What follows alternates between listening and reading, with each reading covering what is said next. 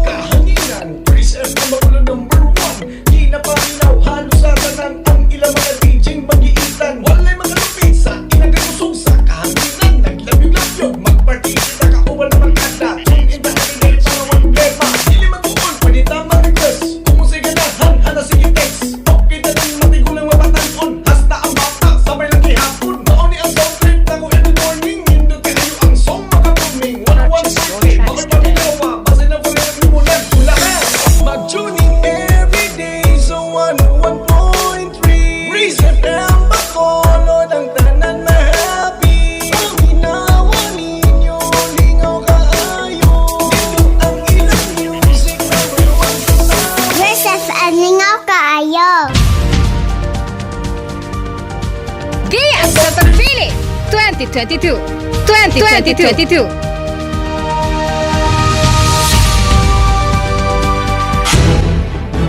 Usa ka oras nga tulumanon, matag Lunes hangtod Biyernes, alas 12 ang takna sa udto, ngadto na sa launa ang takna sa hapon. Ihatod kaninyo sa atong mga program anchors, Municipal Administrator, Engineer Joselito Nonoy Miquiabas, kauban sa iyahang co-host nga si Melody Yurong. Ania ang inyong mga alagad sa kahanginan.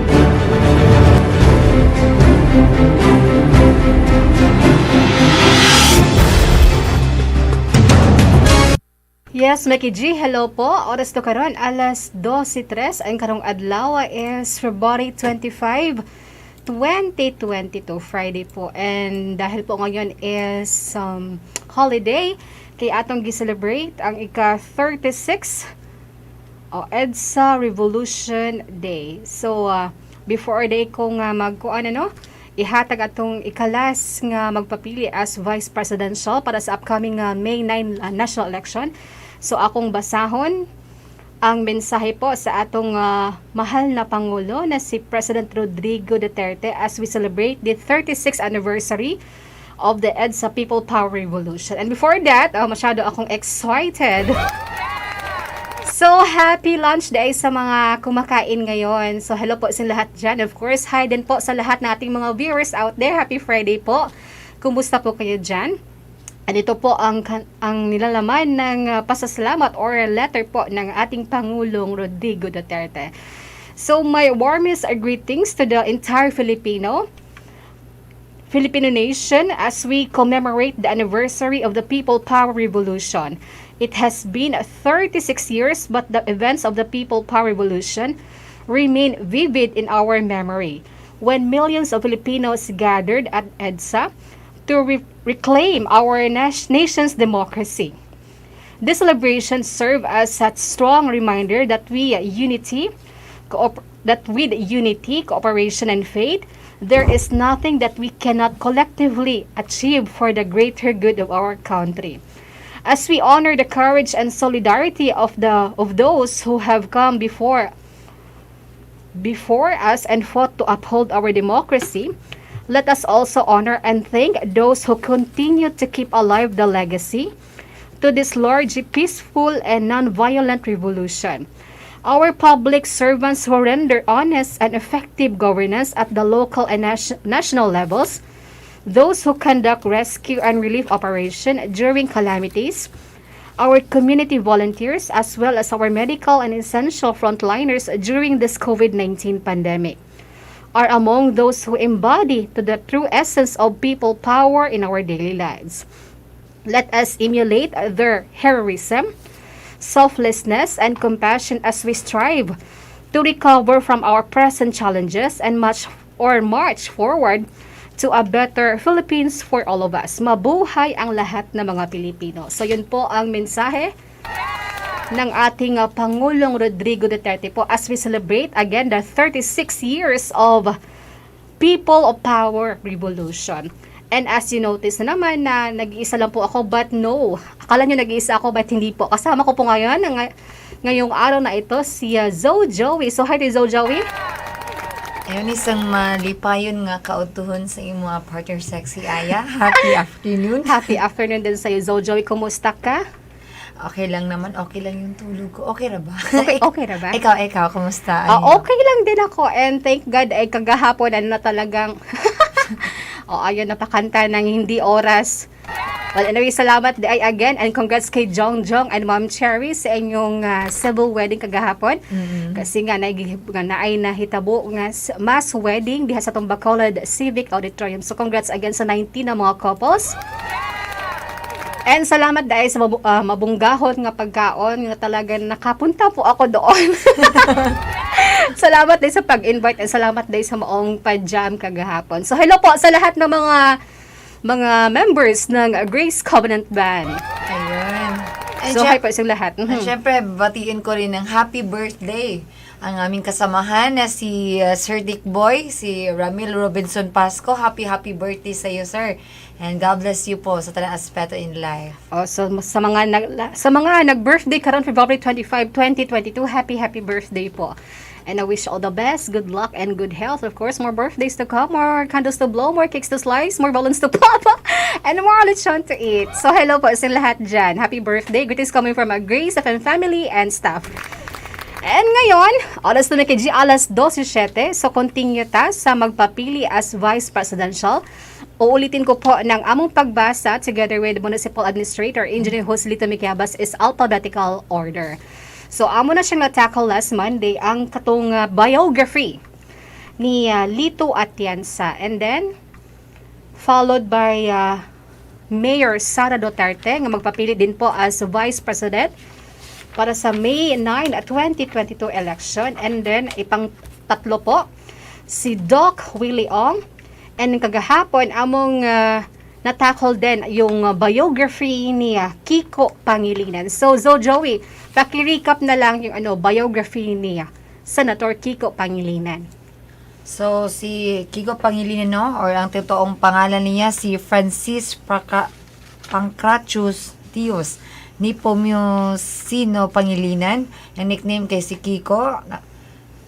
Birth date, August 24, 1963. 58 na yung edad karon. Natawo siya din sa Quezon City, Metro Manila, Philippines. So, ang net worth niya is 23.9 million as of December 31, 2020.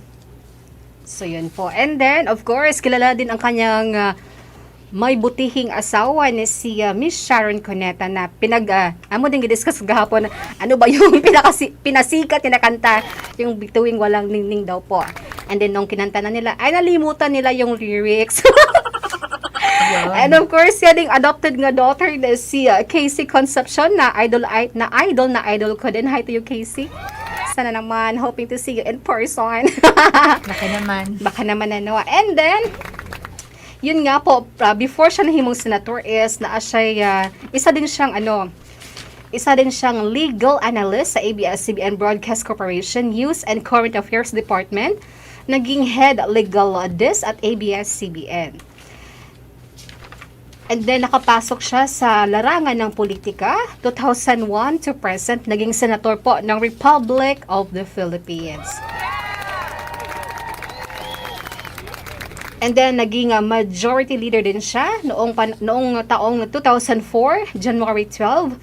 And then, naging Senate representative to the Judicial and Bar Council way back in August 2001. So, naging chairperson din siya ng Committee on Education, Arts and Culture during the year 2003 to 2004, and then himong chairperson Committee on Justice and Human Rights year August 2001 to January 2004. And marami din siyang mga napasa na mga bills. Kabahin na aning Republic Act number 11524 or the Coconut Farmers and Industry Trust Fund Act. And then kanipong Republic Act 11321 or the Sagip Saka Act which aims to empower farmers and connect them to market. So yun po. And then, kaniding napaka-importante po sa lahat ng mga students out there, sa lahat ng mga learners natin dyan, na kaning Republic Act number 11476 or the GMRC and Values Education Act na himo siyang co-author. So yun po ang mga bills na napasahan ni Senator Kiko Pangilinan. And today, ang pang-last po or pang-lima sa magpapili as Vice Presidential for the May 9 national election in a person of Vicente Castillo Soto III. So muna yung complete name, si Vicente Castelo Soto III. Yung nickname kay si Tito. So ang iyang personal information no ni Vicente Castillo Soto III na usapod sa magpapili na bilang Vice Presidente. So yung nickname kay si Tito, natawo siya atong August 24, 1948. Ang iyang pangidaron karon 72 years old. Natawo siya din sa Manila, Philippines. So ang iyang trabaho, usa siya ka aktor, a comedian, usa po siya ka singer, a songwriter, usa po siya ka TV host, journalist, sportsman, and politician in the Philippines. Ang net worth niya 85 million as of December 31, 2020. And kabahin naman siyang family, iyang parents kay si Marcelino Antonio Ojeda Soto. And then iyang mother kay si Dr. Herminia Castelo. So I hope nga dili ko sayo pod nga naapod ni sila kilala na na hospital doon po Cebu City. Parang Vicente Soto Memorial Hospital, parang ganun ata yung pangalan. And then iyang brother naman na mga famous din na si Valmar, born on 1945.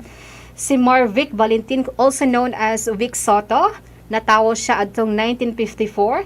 And then si Marcelino Antonio Jr.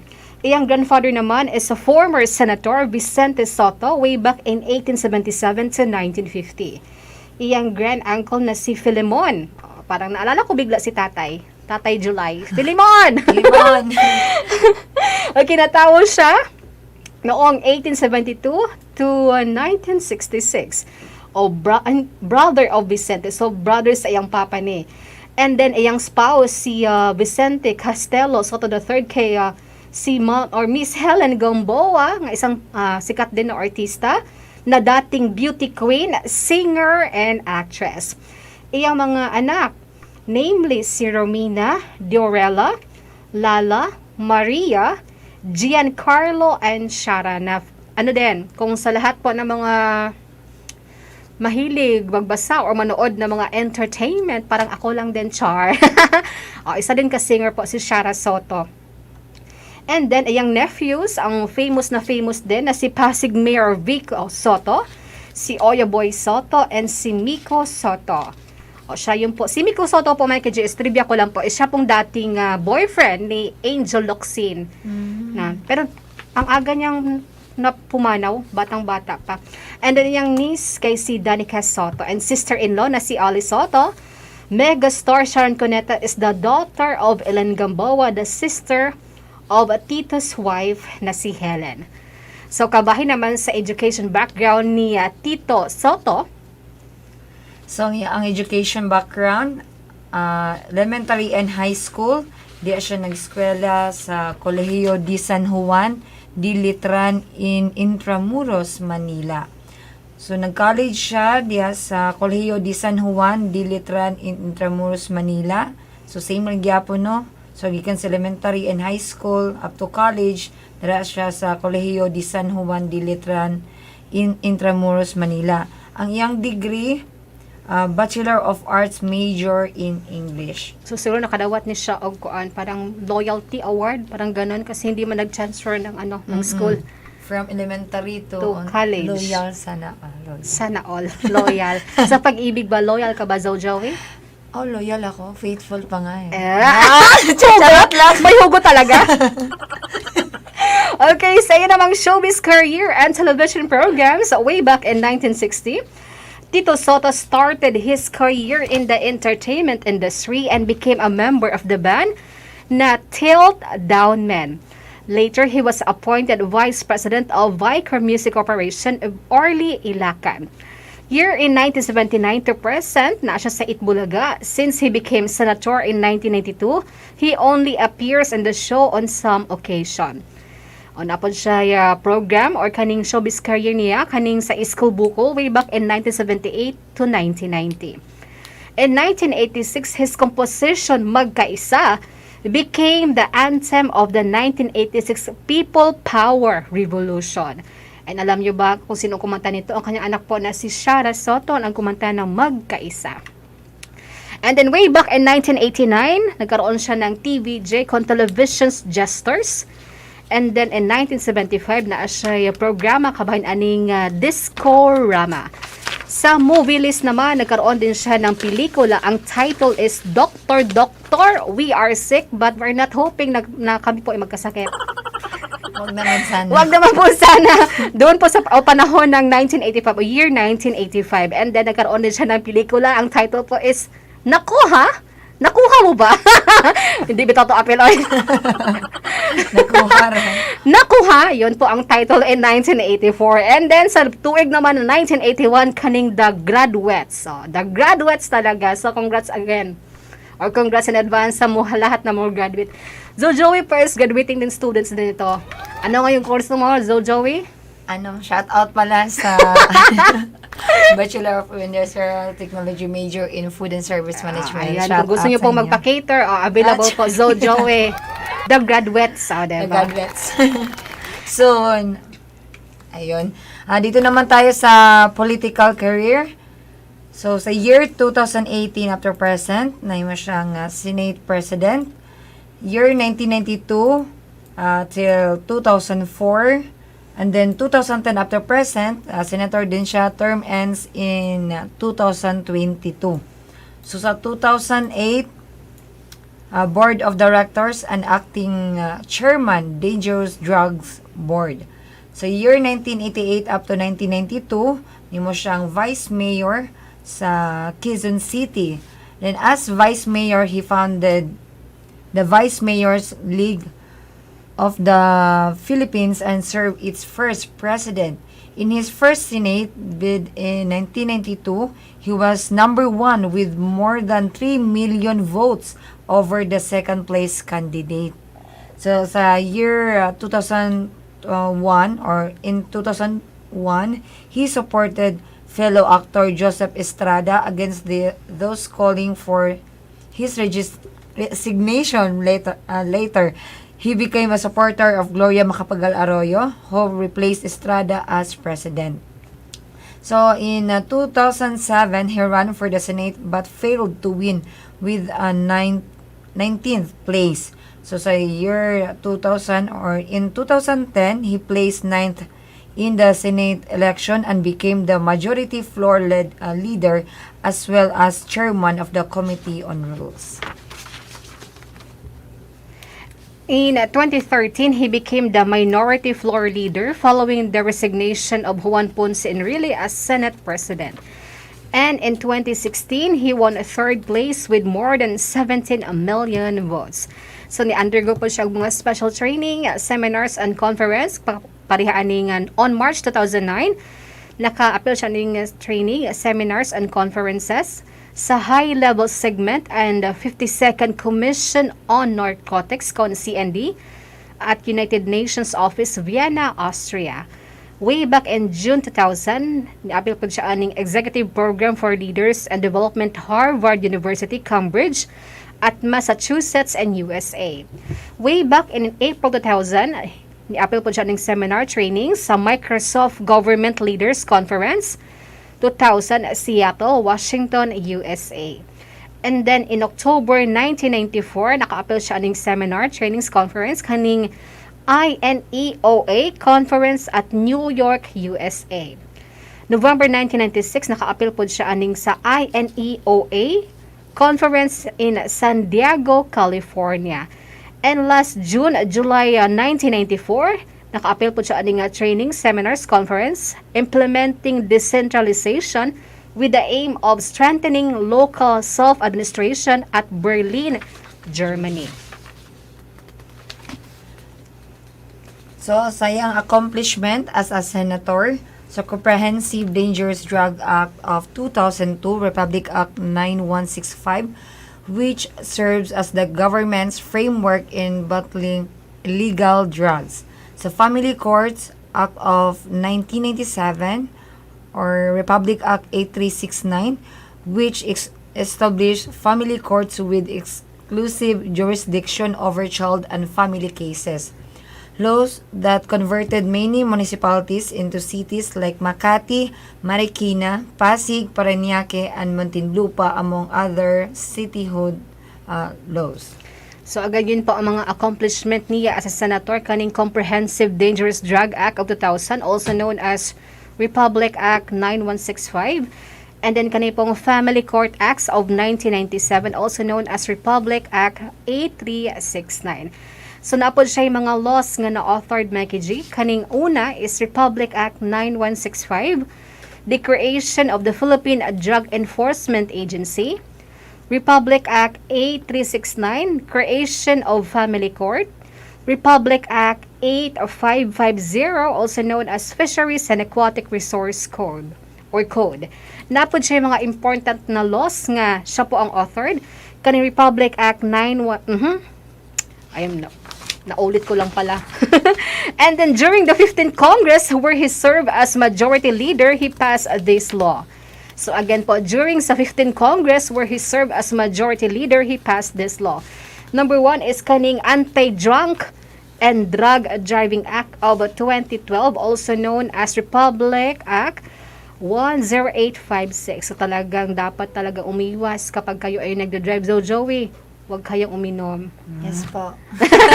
Mabait pa ako. Oh yes, mabait siya. Kompleto na siya. Nana siya helmet. Lahat-lahat na po. And then, kanipong kasambahay law, also known as Republic Act 10361. Another one nga nahimus or during the 15th Congress where he served as majority leader, he passed this law. Kaning Rural Farm School Act, also known as Republic Act 10681, which establishes rural farm school as an alternative mode of secondary education.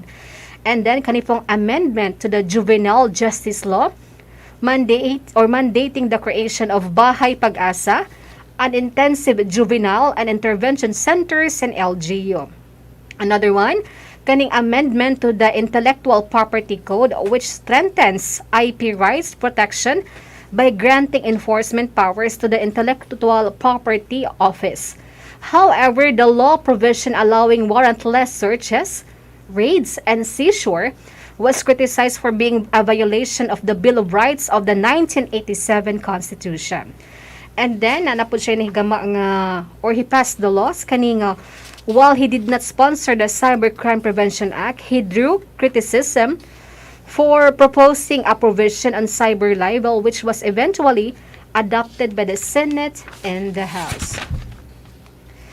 During naman sa 16th Congress, mauni ang napasa where he was with the minority.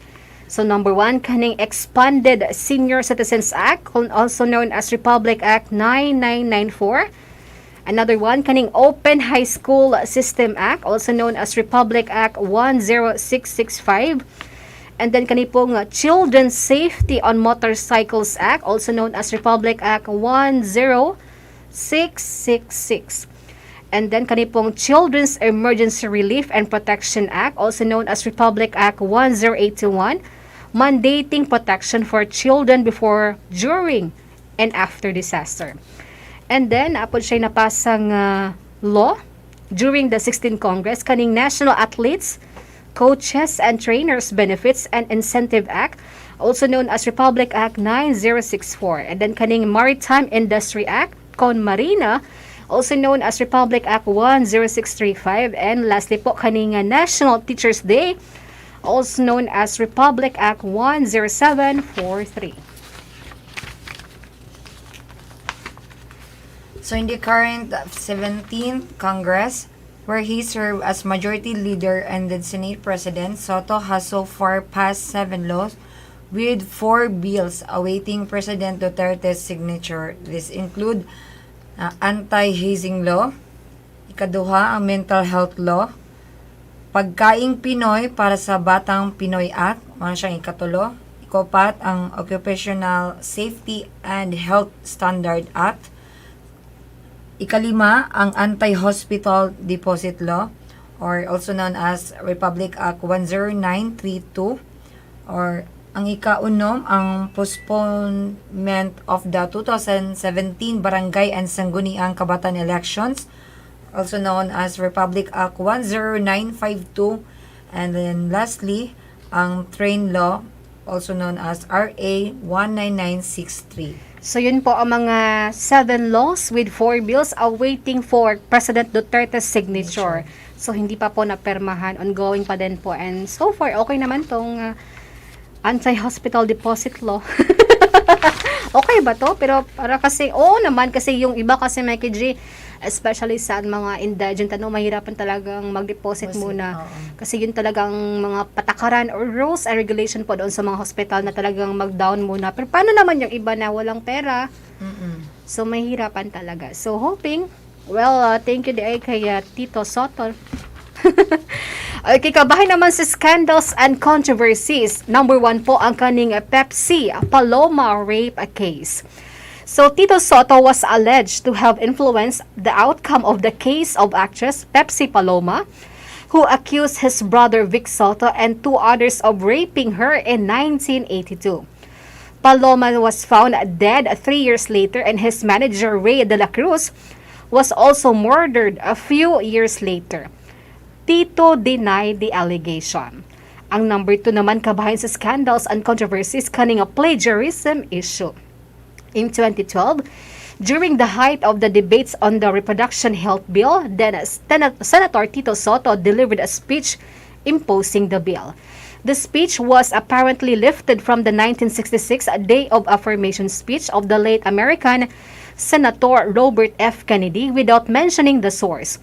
Although he apologized, Tito still denies that there was a plagiarism because he merely translated it into a Filipino.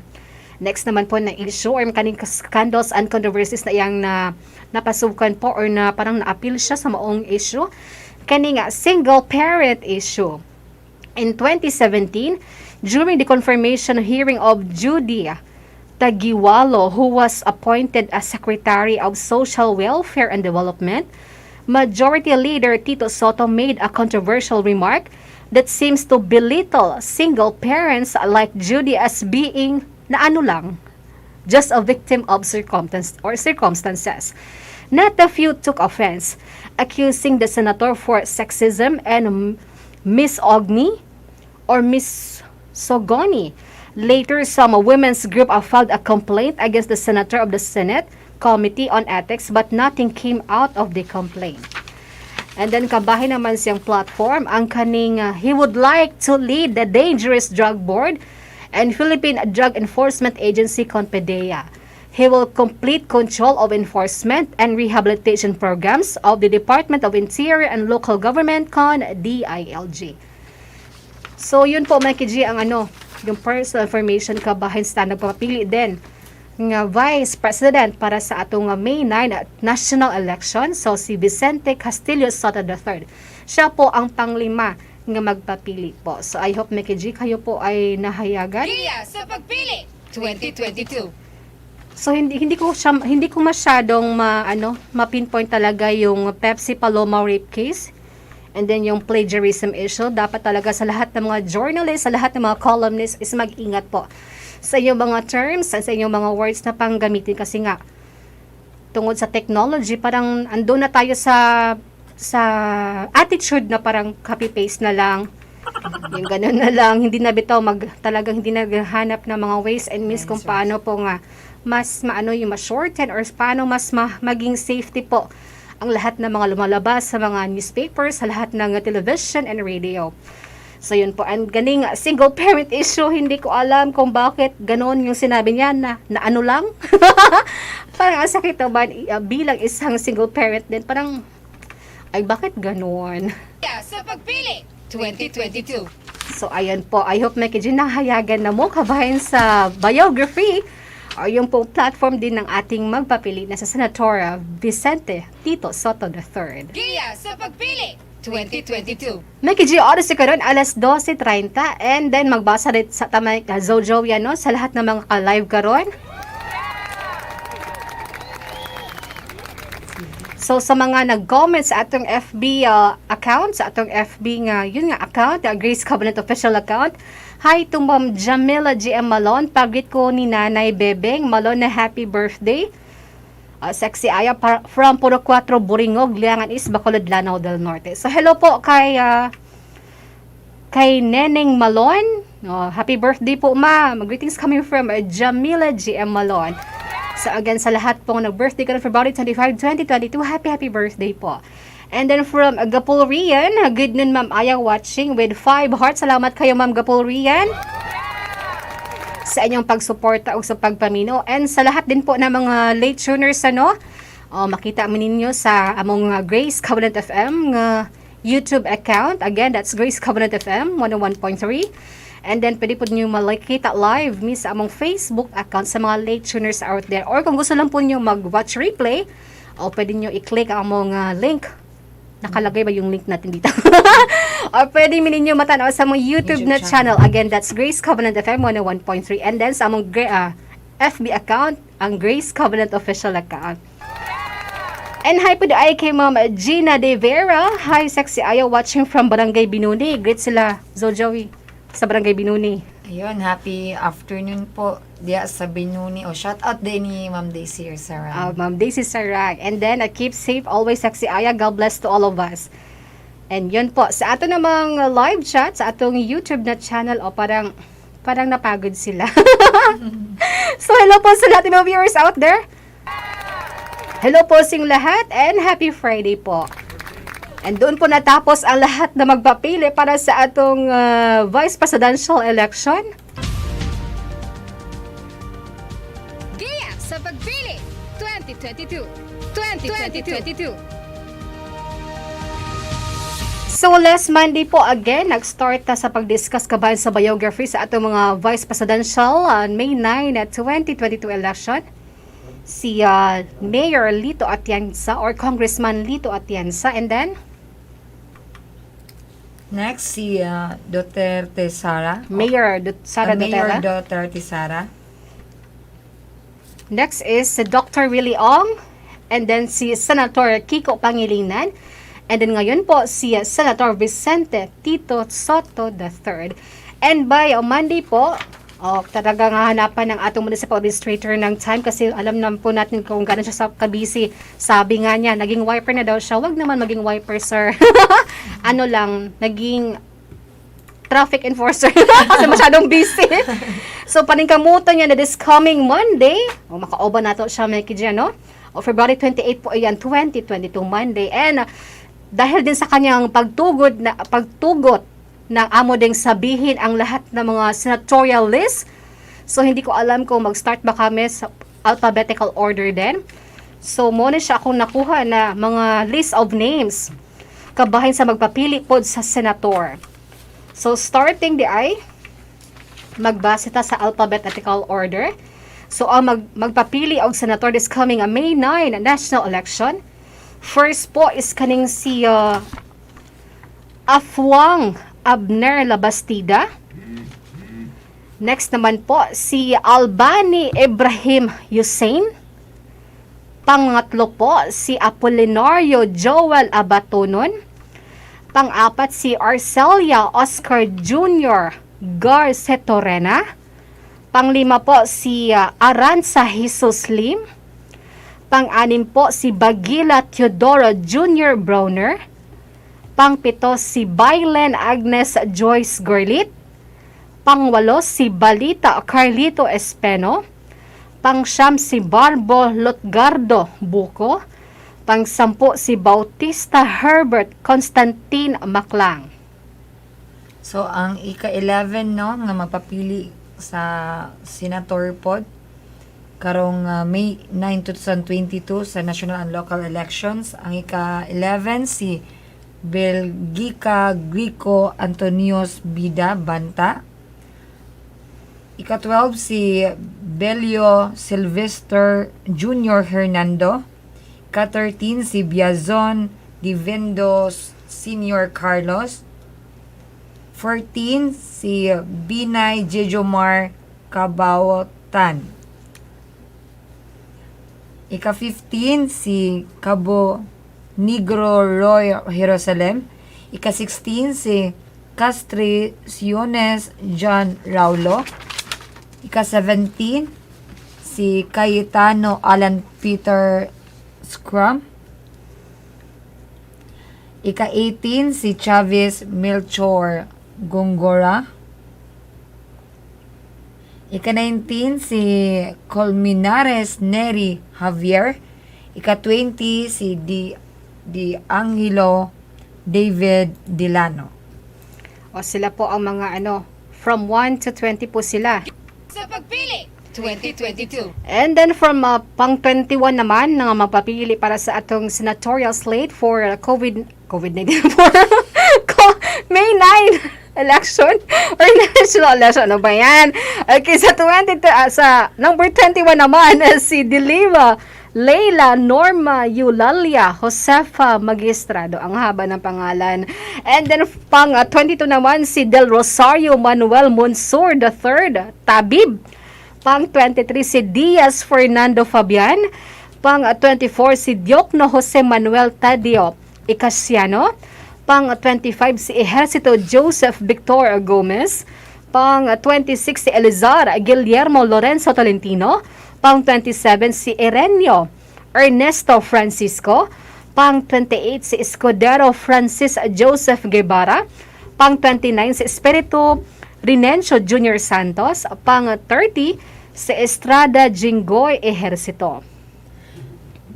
Ang ika-31 sa magpapili po nga senator si Falcon Baldomero Cordero. 32 si Gadon Lorenzo Gasilio. Ika-33 si Gatchalian Sherwinting. 34 si Gordon Richard Hueco. 35 si Gotok Zamera Ali. 36 si Hunasan Gregorio Ballesteros. 37 si Hontiveros Ana Teresia Navarro. 38 si Hardin Samuel Aloysius Magdadaro. Ika-39 si Haviliana Rodolfo Jr. Bubela. Ika-40 si Kiram Normahal Tanglao. O sila po ang pang pang 40 si Kiram Normahal Tanglao. And then pang 41 naman po Sa Pagpili 2022. si Labog Elmer Galagi. Pang 42 si Lakap Mark Anthony Vicente. Pang 43 si Lacson Alexander Ledesma. Pang 44 si Langit Reynante Magat. Pang 45 si Legarda Lorna Regina Bautista. Pang 46 si Lim Ariel Peña. Pang 47 si Malilian Emily Tilan. Pang 48 si Marcoleta Rodante Dizon. Pang 49 si Marcos Francis Leo Antonio. Pang 50 si Marquez Norman Cordero. Giya sa Pagpili 2022. So sa ang ika-51 po na magpapili nga senator po si Matula Jose Sanigito. Ika-52 si Mindalano Adam Marieta Noraisha Panding. Ika-53 si Olarte Leo Obias. Ika-54 si Padilla Madominga Cecilia Biling. Ika-55 si Padilla Robin Hood Carino. Ika-56 si Panilo Salvador San Buenaventura. Ika-57 si Naik Astravel Pimentel. Ika-58 si Pinyol Emmanuel Fantin. Ika-59 si Rica Blanca Willie Jr. Magbutay. Ika-60 si Rocky Herminio Harry Jr. Lopez. Okay, pang 61 naman, mao ni si Sahidula Lady Ann or si Sahidula Norana Indanan. Pang 62 si Season Joseph Peter San Pedro. Pang 63 si Chodoro Gilberto Eduardo Gerardo Jr. Cuangco. Pang 64 si Tralianes Antonio de Fort Fuentes. Pang 65 si Tulfo Rafi Tisheba na talagang lumalabas po na siya yung nangungunang para po sa number 1 sa senatorial slate. And then si Villanueva Joel Testdaman or si Villanueva Emmanuel Joel Jose. And then si Villar Mark Aguilar. And then pang 69 si Zubiaga Carmen Reyes. And pang 70 si Zubiri Juan Miguel Fernandez. Giya sa Pagpili 2022. So sila po ang magpapili as senator po para sa itong upcoming May 9 national election. Although marami po sila kasi kabilang din po ang yung tumakbo din or nagnanais tumakbo kasi si Angel Locsin, napabilang din po parang biglang nag-concede, yung parang umatras ba? Sakto ba ko sa kong term?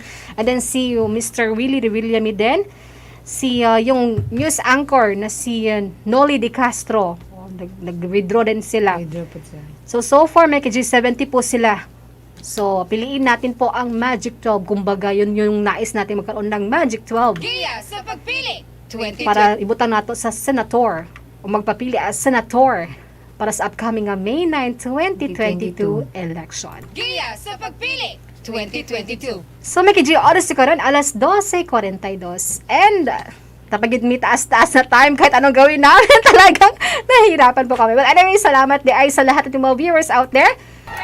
Sa lahat ng ating mga listeners out there, salamat din sa pag-uban-uban. So, don't you worry because this coming February 28, 2022, Monday po yan, paningkabutan sa atong municipal districtor na makauban nato siya from 12 to 1 po para sa pagpili sa atong mga kandidato. Kaning kabahin sa Giya sa Pagpili 2022. So once again, Mike, salamat jud kaayo. Kay mubiya naman mi. Joey, parking words mo. Ayun, maraming salamat di kay sa maong opportunity no. Actually, mabaguan ko yung basta ingon ani ko na magmagi ko. Seryoso kay ni ako may program sige ko katawa. Pero thank you. Salamat kay sa mga naka-tune in diyan, standby lang mo and ayun, be happy all the time. Your decision affects everything. Yes, so talagang sakto yan. Your decision affects everything. So dapat na talaga natin timbang-timbangin. Sana po nakatulong po itong programa na ito na talaga makapili kayo ng sakto nga kandidato. Starting from President and Vice President. And then next week, ang satong mga senator naman. So ito lang po, guide lang po ito message. Hindi po ito maka-affect sa inyong mga gustong talagang botohan. But please, pagdasal din po natin kung tama ba atong desisyon. Dapat tama. Election 2022. So yun po, hanapin po natin ang mga kandidato na talagang matapang, may compassion po. Yung talagang willing na tumulong sa mga Pilipino, especially din sa lahat nating mga OFWs na nanarbaho doon sa ibang bansa. And then sa mga frontliners din, tignan po natin kung ano pa talaga ang dapat na itugon sa ilang mga pangangailangan. And then sa mga walang trabaho din, dapat matulungan din, bigyan din ng mga pansin. Sa lahat ng ating mga backliners, sa lahat ating mga farmers, mga fishermen, ayaw patagaan din sila ng pansin. So we're hoping and praying po na talagang yung decision nyo po is talagang nakabase ba sa ating mga panalangin na talagang gairan tayo kung sino ba talaga ang karapat-dapat. So once again, salamat jud kaayo and Bacolod, padayon pagsidla. Giya sa Pagpili 2022.